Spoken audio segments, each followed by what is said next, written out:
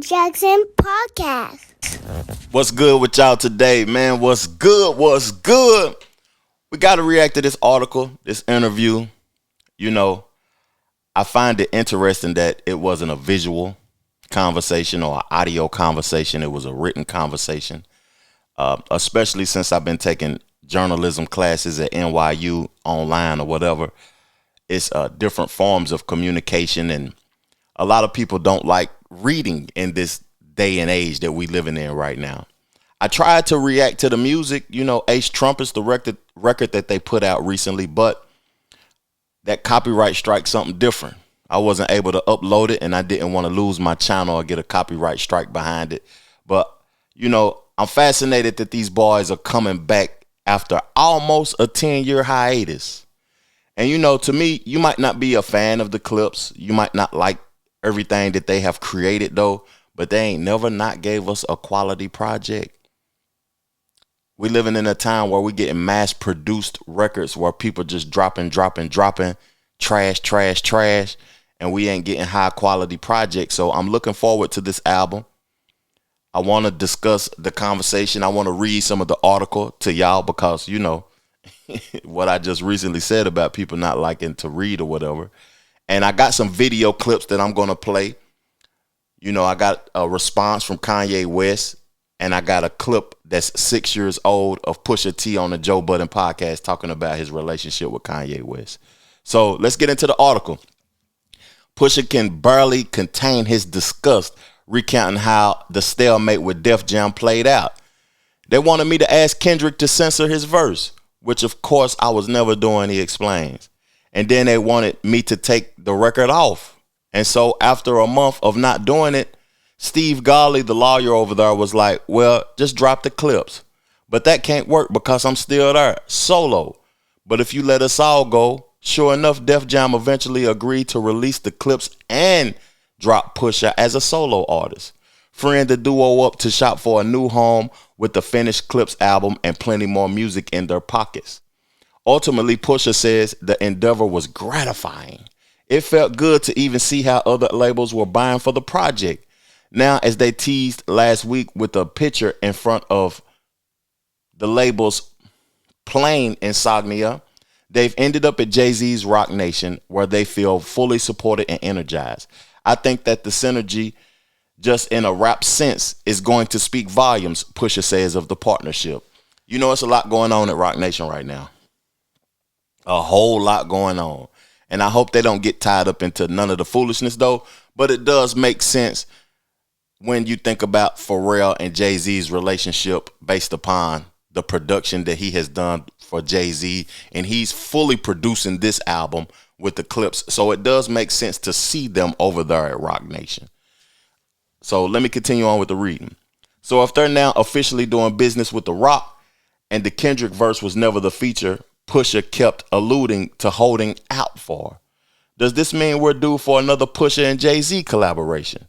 Pusha already gotten a latter career best from Jay-Z. One can only imagine how hard Jigga would go for his True Blue Clipse collab. We made history a couple of times, Pusha said, with a coy smirk, referring to the two exclusive Jay features he's nabbed in the past. I feel like being in business is a bigger link up than any verse.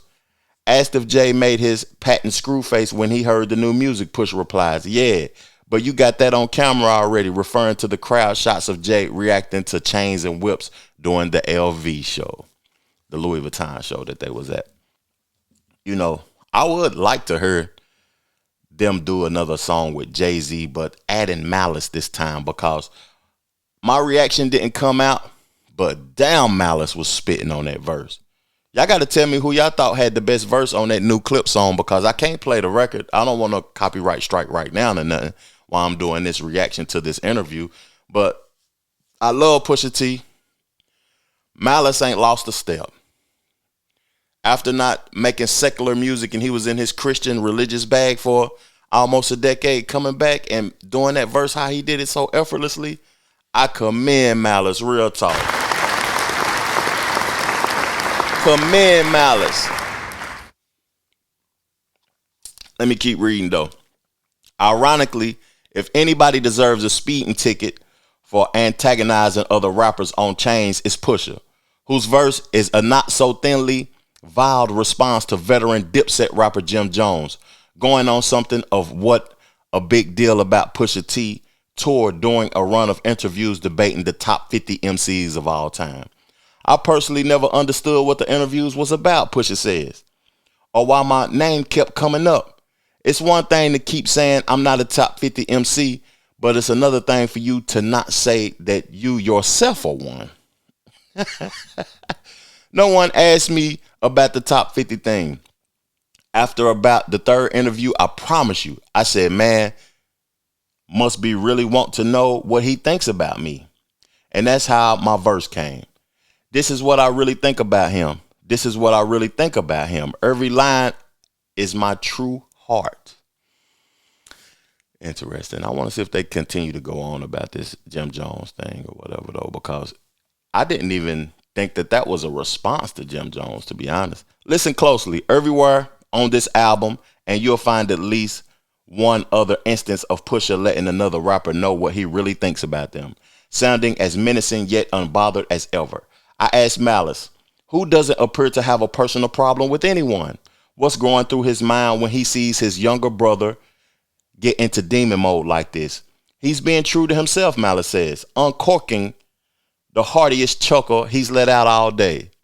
This who I know him to be growing up. And it gets worse.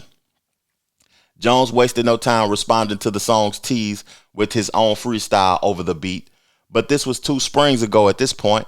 Now that the song's being released officially, if Capo has more to say, Pusha isn't sweating it. Nor does he seem particularly impressed by the initial reply.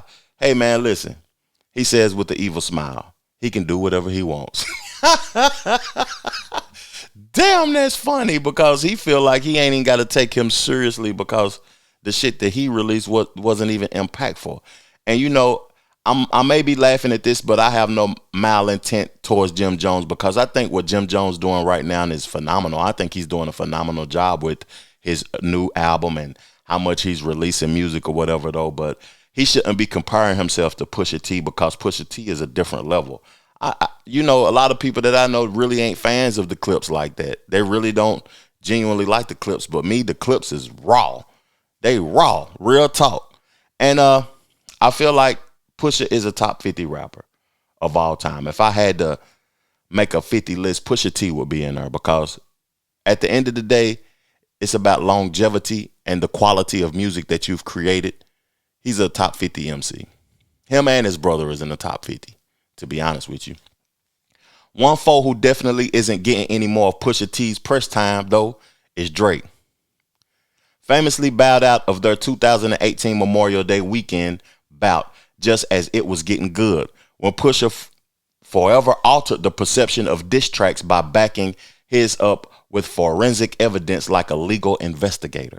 Drake infamously let things fizzle out before dropping the album with lines like, never a matter of could I or should I. As luck would have it, I've settled into my role as the good guy. That's not true. You know, we used to perceive Drake to be the good guy, the wholesome singing and all about the girls guy, but he has embraced the bad boy, the evil Drake now. And it's given him a totally different look that I don't think the culture is like gravitating to, because we know that's not who you are. On the man side, women might like that shit though, but I don't really get jiggy with that shit, because we know you ain't about to bust a grape, big dog. Drake ain't busting no grape, man. Pause. But before the events of last spring, Drake had been spending a lot of time on wax, particularly begging Pusha to get back in the ring. Particularly in 2023, when he made a music video wearing all of the classic Pharrell jewelry pieces that Pete auctioned off in initially swagless fashion, bragged on Travis Scott's meltdown, that he would destroy those grails without a care, and claimed that he could post up in Virginia anytime on his For All the Dogs album, where he also taunted a rapper going broke amidst a refrain of empty clips. Wow. In the years since they battled, Drake has done everything to complicate the good guy image. That's what I just said. He once gamely upheld dogs, even sampled the Scarface bad guy clip. Pusha heard the taunts, and much like when I asked him a similar question 3 years ago, he could care less. I think after everything that had been done, I don't think there was ever anything subliminal to be said ever again in life. Damn, Pusha responding crazily. Not only just musically, like, bro, I actually was in Canada. I actually had a show and made it home. So I can't pay attention to none of that. I did the dance for real, not to come back and tiptoe around anything. So you would only ever engage again if he went full tilt? Man, I would only engage if I felt like it. Yeah, he's standing on business, man. Let me hit my water, man, before I go horse on y'all reading this thing. You know, I like the energy that the Clipse coming with, too, addressing these things or whatever. And, you know, I want to play a clip that I made of Kanye as of recently. Before the song dropped, he put this tweet out on X, and he said, I miss me and Pusha's friendship.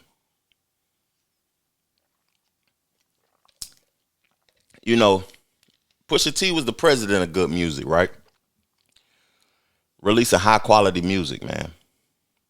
Standing on business. And I just liked when Pusha T was over there. I could tell that he was writing over there also. You know, my favorite album of all time is My Beautiful Dark Twisted Fantasy. And that was released in 2010. And that's the best era of rap music to me. I'm 45 years old, man. I grew up in the 90s and the 2000s. But the 2010s, it was just something about the amount of high quality music that was dropping with the Wale's, the Kendricks, the Drakes, the J. Cole's, the Kid Cudis, the Big Sean's, the Meek Mills, the solo Pusha T. Pusha T writing for Kanye West on what I say is the best album of all time. You know, it was just something about that era to me. I want to know in the comment section from y'all, what is the best era of hip hop to y'all? You know, you don't have to agree with me or what the best era was, but you know, what is y'all best era? What's y'all favorite era? Now I'm gonna play this clip of Pusha T talking about his relationship with Kanye West on the Joe Budden podcast 6 years ago, and then we're gonna continue reading. Ain't no Kanye drama. I mean, now the bromance that they have going back and forth where he, you know, they cool and then he shoot him in a verse or some shit. That's weird, Push. Bruh, that's that. them. That's them. I can't be in the studio when Drake's there. I can't. I'm not allowed. When listen, when they go to Wyoming, I'm there from the 1st to the 7th. All right, I catch you. I'm gonna catch you. Next thing I hear on the 8th, bang. Drake here and he there for these many days. I don't know this. I'm not allowed. Everybody else can be there. I can't. Cause I don't play neutral. I don't do that. You don't get to shoot my homeboys and so on and so forth. It's not happening. It's just not what I do. But I feel like Kanye should be taking that same stance with But you. he don't do that. Like, everybody not built like me, bruh. Everybody not built like me. And you can't make people be built like you. That's a fact. You can't make people, you can't. That's a fact. And I don't charge, and this is the music industry. This ain't the streets. Right. So I don't carry people like that. Right. I don't. It's like, it is what it is. When I was growing up, if I wanted to go to the mall, if you couldn't fight, you couldn't come to the mall with me. We could come back home and play ball all day. Oh, you was that guy? Yes. I brought You can't come. If you can't come to the mall, if you can't fight, you can't come to the mall with me. Because you're going to run, I'm going to get jumped, you're going to run, and I'm going to hate you forever. I don't want to hate you forever. I love you. You're great. I tell you, this guy's a logical guy. Yeah. No, Joe. Yes, man. Yes, man. Hey, stop pointing at me. I'm not in this. I wouldn't sit with nobody else.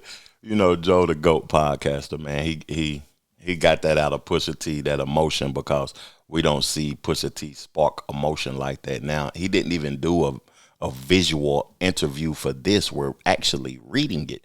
So that's interesting that you got to separate people, because that's something that I battle with. I have a lot of people that has came in and out of my life, and I love everybody. At the end of the day, if you're not present in my life and we ain't communicating, I still love you. But at the end of the day, you got to learn to remove people, because you don't want to hate nobody. You don't want to have bad intentions and be mean for no reason and be thinking about what decision that you should have made or could have made and all of that. You just got to keep moving, man. I like that perspective, and I salute Pusha T for that statement and what he said. And Kanye is a person, to be honest with you, that is a back and forth individual. He's currently dissing Jay-Z and his kids and shit. And he's saying that he wants to apologize and this and that. That means that you're off balance and you got mental health issues, to be honest with you, if you can't stand firm in what you believe in. Let's continue to read though. So for the record, bait jobs like buying and wearing Neptune's pieces from the same era that Clipse thrived in aren't going to do the trick. He always said he was a fan, so I feel like that's something a fan would do. It wasn't like P was hurting for money and sold his jewelry. Pusha says with a dismissive laugh, referring to the chains Drake bought at an auction. Still, however, assured Pusha feels in his own battles with Drake, I've wondered if it feels bittersweet to him in a way that Kendrick got the full back and forth knockout experience, whereas he was in a way cut short by label interference. Prince weighed in and Drake ultimately backed away. Now I feel like everything happened the way it's supposed to happen, Pusha said. I had my own vision and my own intent in everything that I did during that time, and I did everything I wanted to. There was nothing that I felt slighted about in watching anything. It was a good to watch. I knew where it was going. I knew how it was going to play out, and I did it. Earlier, when discussing Def Jam clutching their pearls over a Clipse Kendrick record, Pusha said it all reminded him too much of 2018, weighing in on Drake's and Kendrick ongoing feud, namely Drake's decision to sue UMG over releasing Not Like Us. Pusha elaborates on what he meant. I will say this. Pusha shares admitting he's no bar-approved counselor with intimate knowledge of the suit. If Drake's admit to have a lawsuit, it's only because he knows all the things that they did to suppress everything that was happening around Adidon, and the verses and the records and things that were happening back then. He alludes to instances in which he says labels, machines, muddled, if not outright, nixed the release of verses in which Pusha talked his shit next to people closely affiliated with Drake, as he did on Rick Ross and Lil Wayne's Maybach Music 6, a release Pop Smoke song with Young Thug. I don't rate him no more, Pusha says Drake's off-wax antics. The suing thing is bigger than some rap shit. I just don't rate you down. It's like it just kinds of cheapened the art of it. Once we gotta have real questions about suing and litigation, like, what this for? Pusha once rapped that he's often at the mercy of a game where the codes is missing. As our conversation turns towards beef, disagreements, and conflict, he seemed to want to go out of his way to reject the idea of him being a bully. The way he sees it, every heat check or headshot he's doled out has been the product of him finishing energy that others started. I've really been in Paris making my joints, doing my shit. When these people mention me, they're really going out of their way, Pusha says. What have I done besides wear clothes these past couple of years? I just been with Louis Vuitton. This shit ain't coming out of nowhere, bro. I be cool with all these guys. Everybody you mentioned today, I promise you, they did the underhanding weird shit. So he get into the Kanye West conversation right now. And I'm not going to read this in totality. You know, y'all got access to the article yourself. But I'm going to read a little tad bit of this Kanye West feud, if that's what we would call it.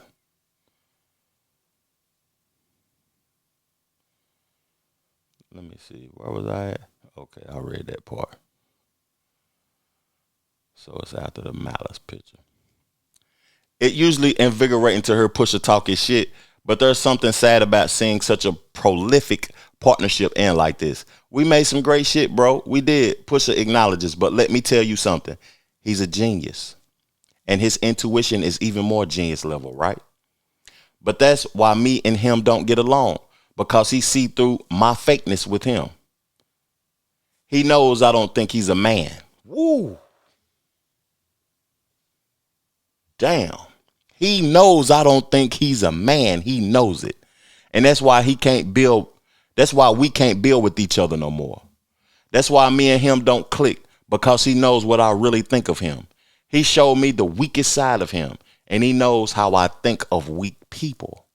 More important to Pusha than the music he made with Kanye is how Kanye handled the financial fruits of that relationship. 5 years ago, after publicly expressing frustration with the predatory nature of label deals in general and the splits on his Def Jam contract in particular, Ye announced that he planned to give his 50% ownership stake in the Masters of Good Music roster back to the artist themselves. Today, Pusha says West kept his word. The greatest thing he did, and why I'm okay with where me and him are at right now, and I'm cool with staying that way, is because at the end of the day, my truth is my truth, but I still respect what he did in the business. And he speaks ill about the music we've made and given me certain records. But the one thing he did give me was all the profits back from the Def Jam deal. When it comes to Kanye, there's always the question of how much his erratic behavior can be attributed to the mental health issues he's openly discussed. To what degree can you truly hold his rants and screeds against him? He's sick. I do believe that much. You're sick, but you're also very calculated. And if I take your sickness and take how calculated you've been and disruptive you've been and try to be me, try to be to me, then it cancels itself out. I can look at it as sick, but you're detrimental. You're detrimental to everything. Industry games, politics, fake allegiances, they all underscore how important it is to Pusha to have his brother back with him navigating shark-infested waters. That's all I'm going to read of this, man. It's interesting to see this, man. See them boys back together doing their thing. I'm looking forward to the album, though. Forget all these beefs and allegations and the Kanye West and Drake. You know, I'm at a point where I'm tired of the lawsuits in music. I'm tired of the sexual allegations and all of that stuff. Give me the heat, man. I'm going to be here to react to the music. I wish I could have reacted to the initial single, but it's a sample on there that they ain't letting us play it on this YouTube, man, especially at the quality level that I like playing it.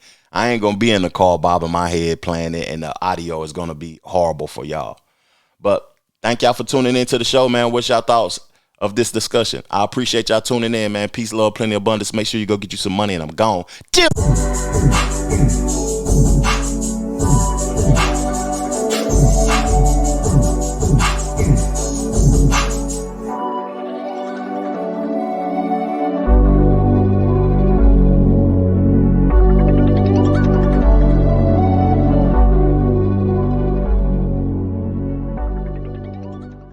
The Trevor Jackson Podcast.